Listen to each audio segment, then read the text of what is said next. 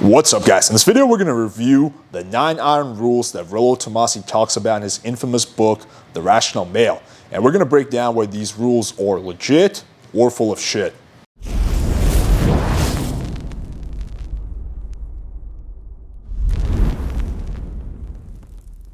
Alright, so let's jump right into Rollo Tomassi's 9 iron rules. We're going to go in reverse order for dramatic effect. So rule number 9, never seriously self-deprecate with women you intend to be with.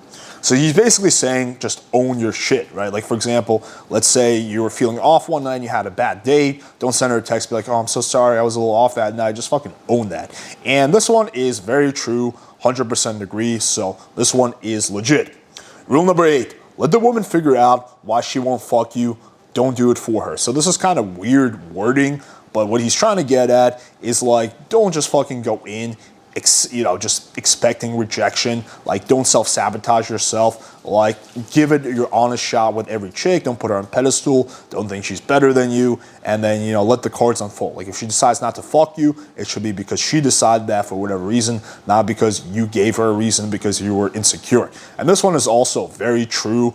So I would say this one's 100% legit, but this is not anything new. This is common, knowledge in the pickup community. Like, yeah, of course, like, if you have a goal, don't go in expecting to fail. Like, you'll fail if it comes to gym, or it comes to your finances, comes to business, whatever. Like, you want to go in expecting to win.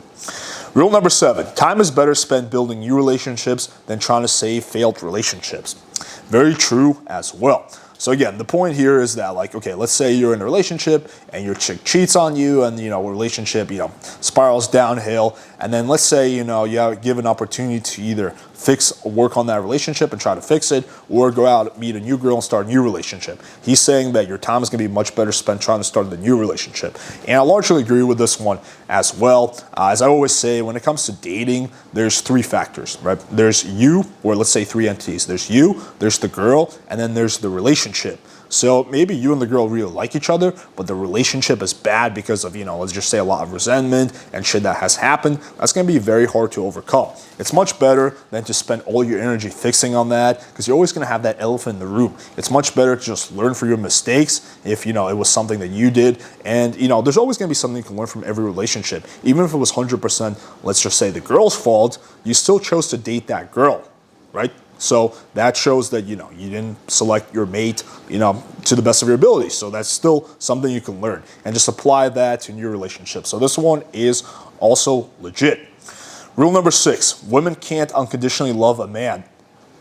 So what he's saying is that, men sometimes fantasize that, like, I'm meet a girl who just loves me for me, and then, she's just going to basically unconditionally love me.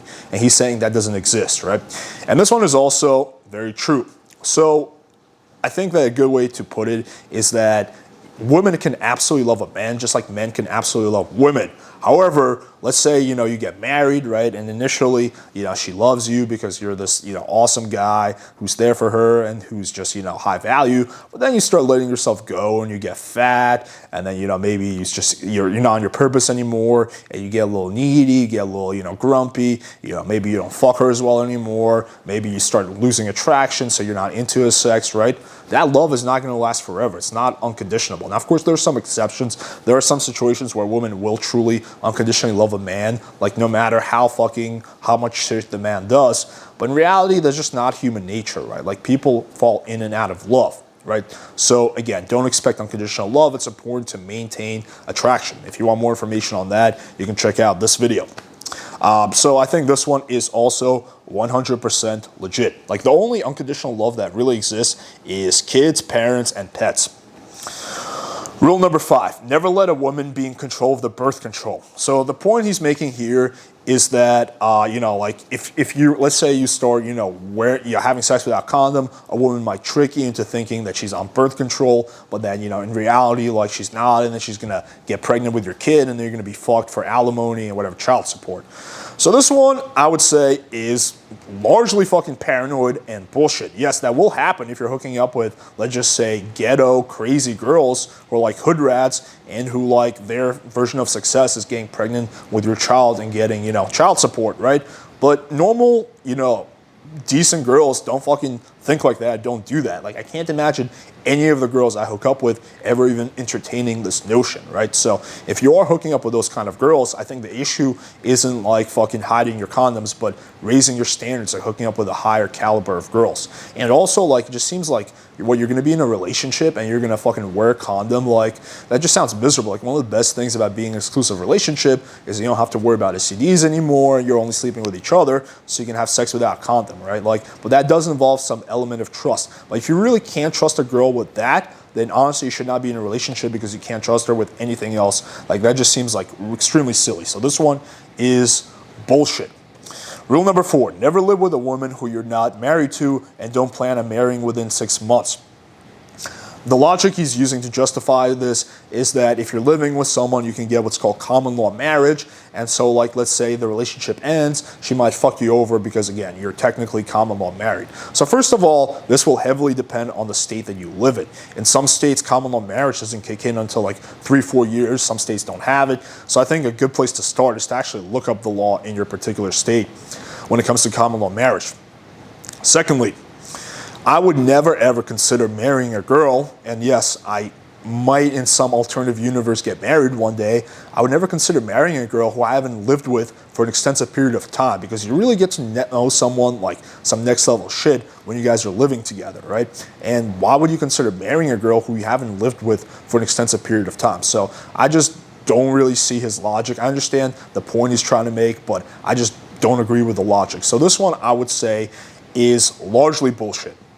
Rule number 3, any woman who makes you wait for sex isn't worth it.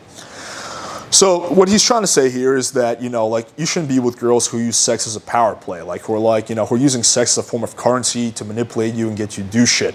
So definitely very much agree with that. Like, any chick who ever tries to use sex as a form of control or power, like, that's the last time she's going to see with me. That's a very unattractive behavior. And most girls will not do that because they realize that's kind of fucked up. Also, sex shouldn't be something that's just for the guy, right? Pretty much in every relationship I've ever been in, the chick wants to fuck me more than I want to fuck her. And that's not to say I don't want to fuck her, but like, sex is like, women can typically fuck more than men. And like, if sex is something that's for you and not for the girl, then you have another problem, right? So that's the first thing. The second big part of this is that, you should apply common sense to this. So yes, any girl who tries to use sex as a form of control should be out. But let's just say, for example, your girl is really sick that one night. Like, okay, so she can't fuck. That's okay. It's not a big deal. It's not a shit test. Or let's say, for example, you just met a girl and she feels uncomfortable having sex on her period. That's okay. You can try, but if she's not down, then just give it a few days. That's okay. Or let's say you meet a shy and experienced girl, who has a low lay count, and for example, she's not comfortable having sex on the first date. That's also okay. You can wait until the second or third date. Also not a big deal. So this one I think is largely legit as long as you apply common sense to it. Rule number 2, never share the amount of sexual partners you've had. So the argument he's making here is that if you tell her about your sexual past, you're kind of giving the power away. And I think this one is 100% fucking bullshit. I'm actually surprised he wrote this because Rollo seems like a pretty rational guy. Yeah, rational male, rational guy. And I'm just surprised he would even entertain this logic. Like, this is such fucking nonsense. Any girl who I've been with, for any kind of extended period of time, I've shared with her my sexual escapades. Like, I'm not shy about the number of women I've had sex with. Like, it's not a big deal. It doesn't make the woman lose attraction. It doesn't give my power away. Like, it's a common thing I'll talk about with girls who I'm hooking up with. Like, I'll love to ask, so what's your lay count? And then, like, I just love to, like, just like hearing about their sexual past. Like, it's always funny stories, hearing about their, chody boyfriends or weird guys they've been on dates with, and, sharing funny stories that I have. So this one, I think, is 150% fucking bullshit. Rule number 1, frame is everything. So basically he's saying that you should always control the frame without making it seem like you're controlling the frame. This woman should always be in your frame. So this one, I would say I'm 50-50 on. So I do think that frame is important, and it is better if the girl is in your frame more than you're in her frame. However, that being said, like, you don't want the whole relationship to be just one giant frame battle. That sounds like a fucking nightmare. Like, first of all, that's not going to be successful because there's going to be constant friction because you're constantly, playing these frame control wars, and that's just gonna throw off the vibe of your, hangout sessions.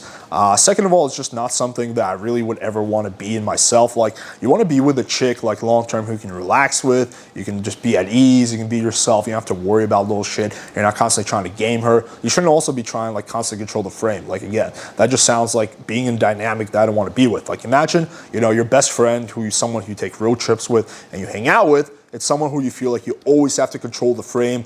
Otherwise, that friendship is going to end. That sounds like a fucking nightmare, and you wouldn't want to be in that friendship. It's the same thing with relationships. So this one, I would say, is very largely bullshit. All right, hopefully you guys found this video valuable. As I always say, show us some of that love by smashing the like button, hitting subscribe, and clicking the bell for notification. Also, let me know in the comments below if you want to see more of these red pill review / roast videos. Thank you guys for watching, and until next time.